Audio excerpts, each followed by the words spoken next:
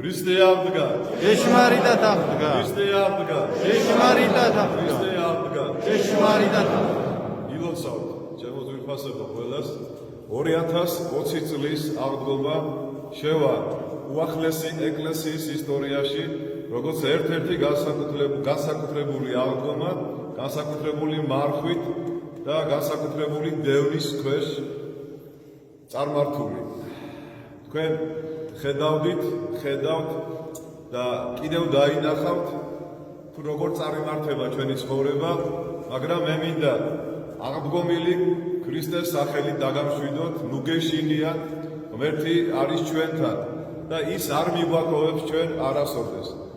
პირველი წირვა ჩემთვის სააღდგომო ასეთი დამოკიდებულებით, ასეთი განწყობით, ყოველთვის წირვა იყო ლაღად, ხიარულობით, სიცილით, რაღაც გარკვეულ სიხალისით, მაგრამ დღევანდელ დღეს მეც და თქვენს გვეთხოვა ცოტა შიში, ცოტა ფიქრი, ცოტა დარდი, წუხარება, სევდა, მაგრამ თუ ჩვენ გულში მივეხუტებით იესო ქრისტეს, როგორც მარიამ მაგდალინელი მიეხუტა, ის ჩვენ დაგვამშვიდებს. ალბათ თქვენ დაფიქრდით, ვის შეხვდება პირველი მაცხოვარი, ვის შეეგებება, ვინ იქნება ის ადამიანი და ის ადამიანთა ჯგუფი, ვისაც მაცხოვარი თავის აღდგომას ახარებს.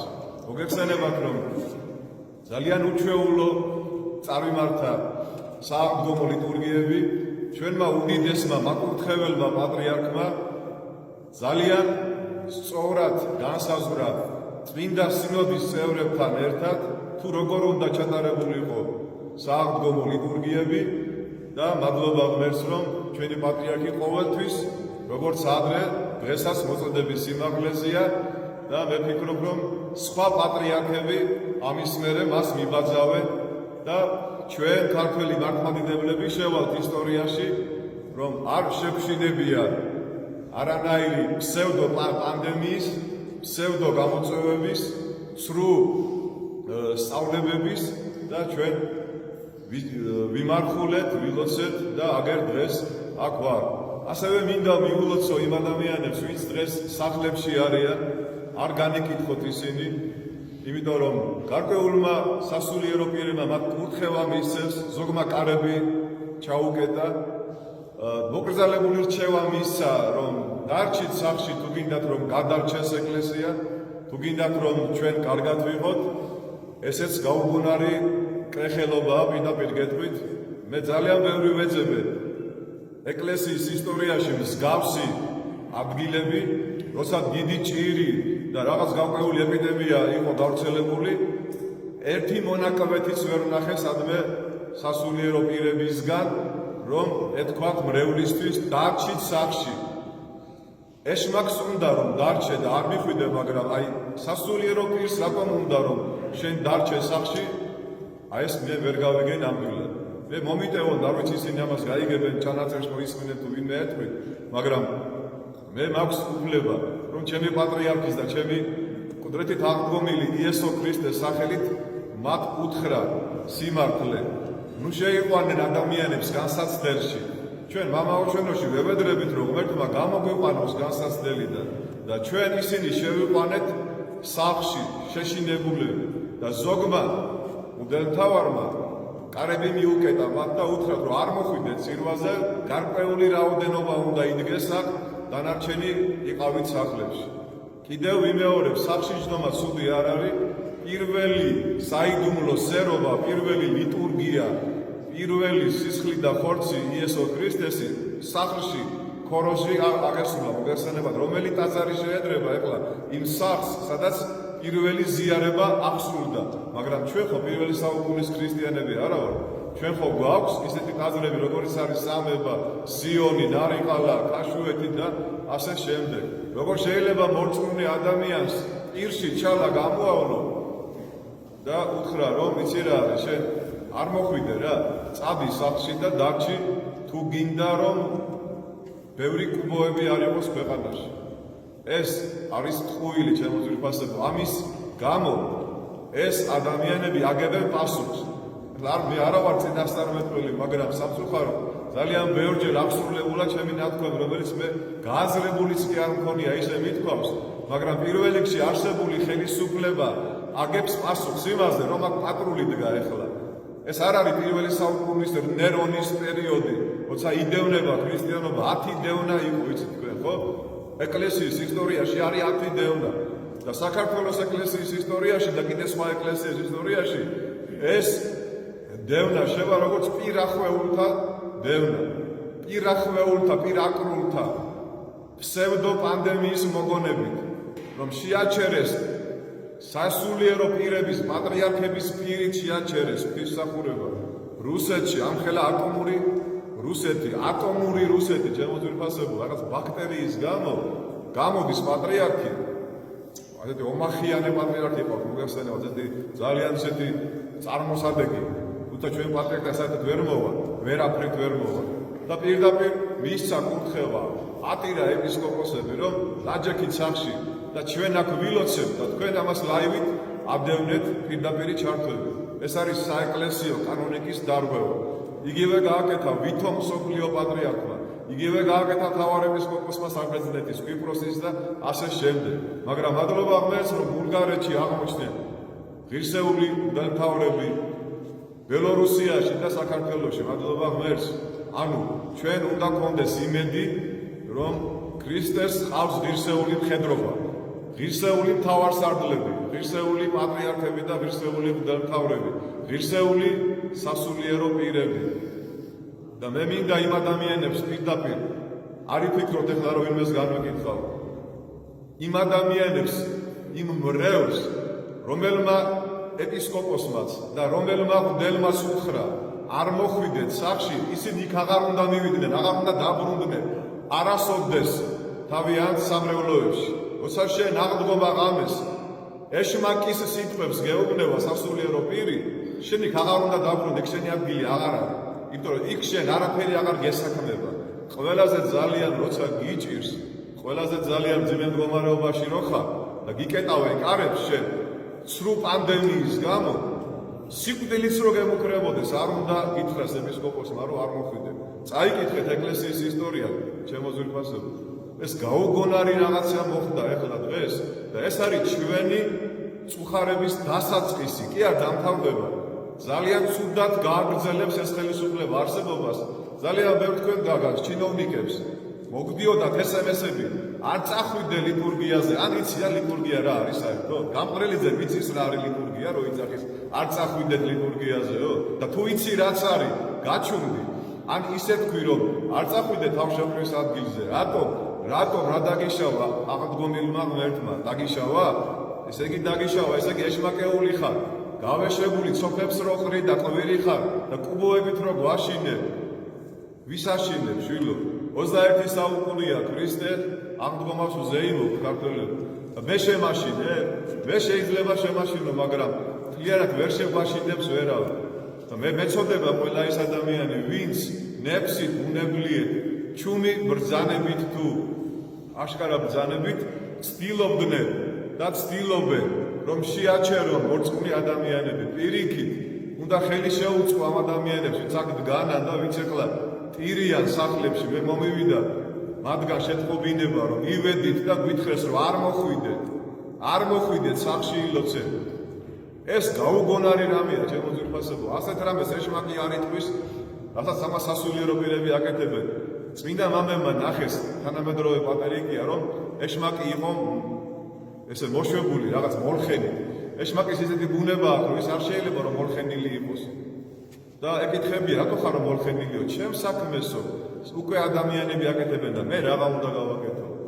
აი დღევანდელი დღე აშკარაა, რომ ადამიანები და თან შემოსილი ადამიანები პირდაპირ 13-მა მღვდელმა უარი თქვა ლიტურგიის აღსრულებაზე. გესმით ეს რას ნიშნავს, შემოკარგებო? აი რო შუა ომში რო იარაღი დაყარო და წამოხვიდე, რომ მე არ ვიომებ, იმიტომ რომ მეშინია, იმიტომ რომ არ მინდა თქვენთან მომინდა, ასე შემდეგ. ეს არის პირდაპირ სულიერ ომში ტყვეთ ჩაბარება ეშმაკთან. როგორც გინდა ისე გამიგეთ, შეიძლება ვწდები, მაგრამ მე ასე ვფიქრობ და ასე მასწავლა მე ეკლესიამ, რომ ეს არის შუა ომში იარაღის დაყრა, ეს არის ღალატი. ღალატი სტალინი რო იყო, სტალინი პირდაპირ მისი მხრიდან ხრეტავდა ეგეთ ადამიანებს, ვინც შუა ომში უღალატებდა ჯარს და გადავიდოდა მოწინააღმდეგეს მხარეზე. აი ეს დავინახეთ ჩვენ დღეს. და წარმოიდგინეთ, ჩემო კარგებო, ანტიქრისტე როცა მოვა, ჯერ აი ამ ბაქტერიის წინ რა გავაკეთეთ და აი ამ ვითომ პანდემიის წინ რა გავაკეთეთ და მართლა რომ ჩვენ სიცოცხლეს საფრთხე დაემუქრება, მე რას გავაკეთებ თქვენ წარმოიდგინეთ. თქვენ წარმოგიდგენიათ, ამიტომ მე ვფიქრობ, ჯერჯერობით ღმერთი შეაჩერებს აი ამ განსაცდელებს, ცოტა მოვსულიერდებით, ცოტა მივდგებით, მოვდგებით, კიდევ კარგად დავინახავთ, ვინ არის იუდას მხარეზე და ვინ არის ქრისტეს მხარეზე. და ცოტა გამოვხიზდებით იმ მდგომარეობიდან ამ მდგომარეობაში ჩვენ უცბად დიდი მარხვის პერიოდში აღმოჩნდით და მოუმზადებლები ვიყავით მეც და თქვენც აი ამ ყველაფრის შესახვედრად. მაგრამ არა უშავ ჩემო კარგებო, ჩვენ ვიდგებით ისე როგორც უნდა ვიდგეთ, ღმერთი იქნება ჩვენთან და მე მინდა შეგახსენოთ, როცა მაცხოვარი მიდიოდა გოლგოთაზე, მას მიყვებოდა დედაღვთისმშობელი და უწერულვაშო იოანე ღვთისმეტყველი, რომელიც შორიდან ფეხაკრეფით მიყვებოდა და მის ჯვარცმას ესწრებოდა 4 ადამიანი, ესმით? ამ დროს 5000 განაცხო, ხო? ამ დროს დაუბრუნა ჯანმრთელობა, თვალების სმენა, ყველაფერი გააკეთა. ხელი განუყურდა, ფეხი მოკლე, თუ რამის გაკეთება შეეძლო, ყველაფერი გააკეთა და 4 ადამიანი, ერთი პირველი ბუნებრივია, დედა არის იქ, სადაც უჭირს მის შვილს ყოველთვის. ეს გასაგები, ამაზე აღარ გვინდა განხილვა. მეორე ვინ იყო, იცით? მარიამ მაგდალინელი, დიდებული ქალბატონი მაგდალანდან, ვისგანაც 7 ეშმაკი განდევნა იესო ქრისტე. ესე იგი არ იყო კარგი ცხოვრებით მაცხოვრებელი, ხო? მაგრამ იყო უერთგულესი ადამიანი ქრისტესი და საცა პეტრე ვერ მივიდა, პეტრე ბრგე, ესეთი ახმახი, ხანჯრით რო დადიოდა, რო იმუქრებოდა, რომ მე შენთან ვიქნებიო და არავის არ დავანებებო შენ თავსო. კურდღელივით იყო დამალული და მონაქალთან იძახდა, მონაქალთან, ეს კაცი არ ვიციო მე ვინ არისო. და ამ დროს ღინღლიც კი არ ქონდა ამოსული იოანე ღვთისმეტყველს, რომ ესე შეუდრეკლად მიდის და ისიც ესწრება მაცხოვრის ჯვარცმას. და მეოთხე იოანეს შემდეგ არის ლონგინოს ასისთავი. კაცი, რომელიც აზრი არ არის ვინ არის ქრისტე, მაგრამ დაინახავს, რომ ეს არის ღვთაებრივი პიროვნება და ითქმის, რომ ეს ნამდვილად ძე ღვთისა არისო. წარმოიდგინეთ, შენ ერწყმებული, ჯვარზე ჩამოკიდებული ვიღაც ადამიანი ლონგინოს ასისთავის აღიარებს მას როგორც ძე ღვთისას და როგორც ღმერთს. და ყველაზე საინტერესო ჩემო ძვირფასებო, როცა მაცხოვარი უნდა აღდგეს, საფლავი არის დამეჭრილი, რომაელი ჯარისკაცები იცავენ მას და როდესაც ის აღდგება, არის წმინდა გარდამოცემა. ვინ იქნებოდა იქ პირველი? დედაღვთისმშობელი ბუნებრივია, ხო? ყოველთვის დედაღვთისმშობელი ასწრებს ყველას და ყველაფერს. და აი შემდეგი ვინ იქნებოდა? უნდა ყოფილიყო მოციქული, არა? იოანე, ან პეტრე, ან რა ვიცი, რომელიმე კიდე მათგანი. არა, მარიამ მაგდალინელი, ერთგული ქალი, ღვთისმშობლის მერე, სხვა მარიამად წოდებული, დაინახავს, ოღონდ ვერ ცნობს ქრისტეს. და ქრისტე რო დაელაპარაკება მარიამ, რო ეთქვის მარიამს, აი მარიამი მაშინ იცნობს და ეთქვის რაბუნი.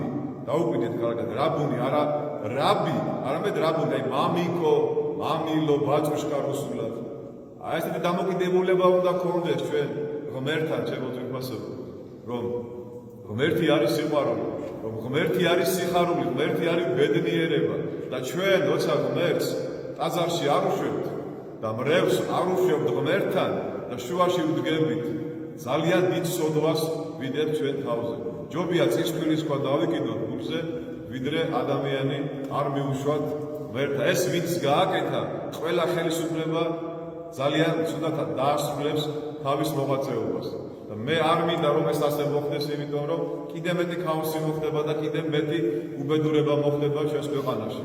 და მე ჯერა ჩემო კარგებო, რომ ეს აღდგომილი მაცხოვარი ჩვენ რომელიც დღეს ვადიდეთ, რომელსაც შევხვდით როგორც მარიამ მაგდალინელი, როგორც ღვთისმშობელი, როგორც ლონგინოს ასისთავი, როგორც მონანული პეტრე, ასევე ჯერა ჩემო ძვირფასებო, რომ ქრისტე გამოეცხადება იმ პატრიარქებს, იმ მღვდელმთავრებს, იმ მღვდლებს და ეთქვის, ოღონდ თავიანთ სახელებით კი არ მიმართავს, ერის კაცობის სახელებს ეთქვის, რომ აი შენ გია, გოგიტა, რაღაც რო გერქვა.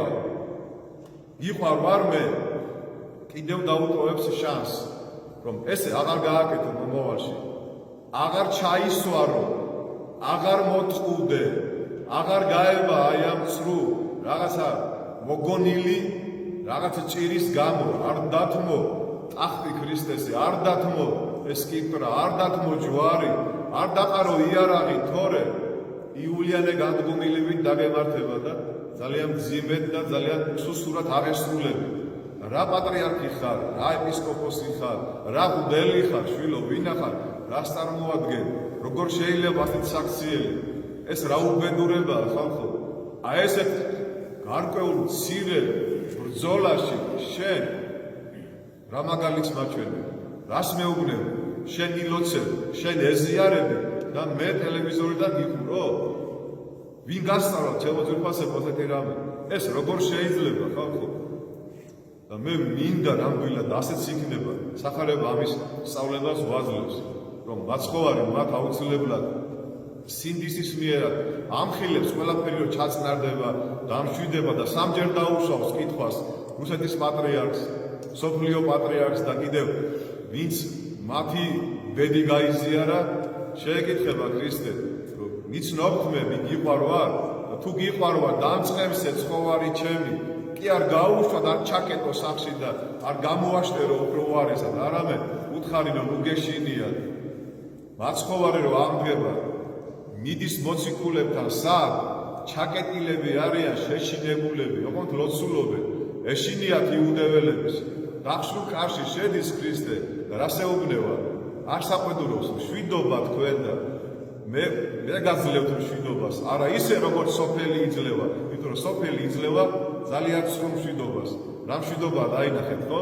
კბილებამდე შეიარაღებული ქვეყნები ატომური ბომბებით და თუ კი რამე არსებობს, კანკალებენ და ცახცახებენ. ეს მშვიდობა არ არის ჩემო ძვირფასებო. ესენი ჩვენ მშვიდობას ვერ მოგვიტანეთ. მშვიდობას იძლევა იესო ქრისტე. და მშვიდობას ვაძლევს ჩვენ. მშვიდობა უნდა იყოს ჩვენს გულებში, ჩვენს სულებში უნდა იყოს.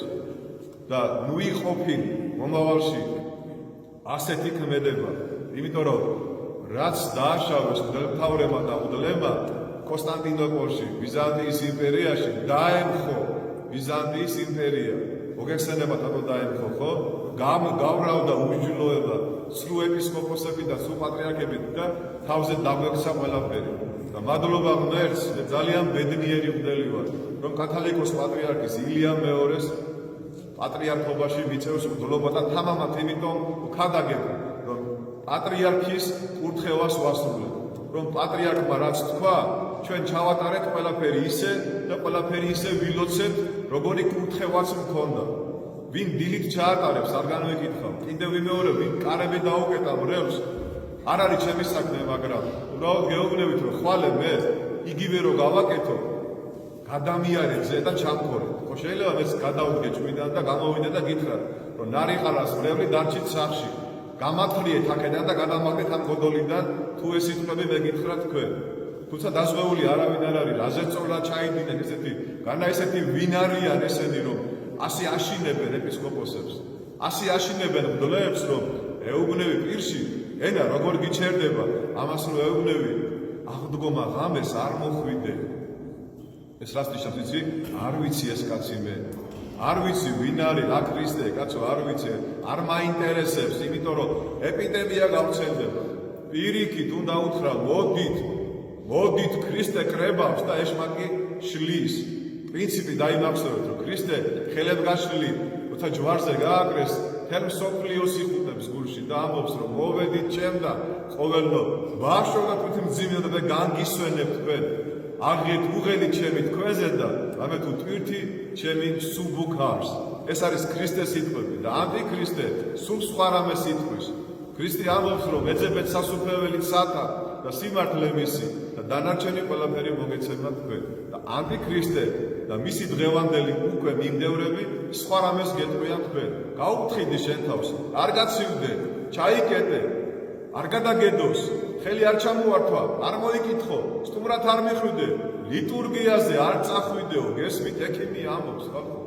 ეხლა ეს რომ მე მეთქვა, რომ არ წახვიდეთ, ავადმყოფები კლინიკაში რა დღეში ჩამაგდებენ წარმოგიდგენიათ მე დაბალი ფიგურა ვარ აი რომელი ეპისკოპოსს რო ეთქვა ეს რომ არ წახვიდეთ გაციებული ხალხი კლინიკაში რომ გადავარჩიოთ ქართული მედიცინა მოსასაცილოა ეს ყველაფერი რატო ის არ არის სასაცილო დასაკვები რომ ასეთი დუჟმორეული კაცი რო ყვირის რომელიც ჩვენ წმინდანების რანგში ავიყვანეთ და ვაქებდით და ვადიდებდით შალვა ბიძინა და ელისმარს ეთახოდნენ ამის შარავანდეთები გაუკეთეს გახსოვთ ეს ყველაფერი თქვენ და შემოგვიბრუნდნენ და გულანძღავ და კუბოებით გვაშენებენ ხალხო გესმით თქვენ ეს ყველაფერი ვაპატიეთ ლაღდღომაღამი ასეთი ტონი მაგრამ სამწუხაროდ ხედავ რომ კიდე კაი ხანი არ დალაგდება ქვეყანაში სიტუაცია და მართლა არ მინდა რომ ეს დალაგებული და უფლის მოყვარული ქვეყანა აირიოს და დაირიოს და ხალხი რო გონსმოვა რომ მოწყინდებათ ოჯახებში ჯდომა რომ მიხვდებიან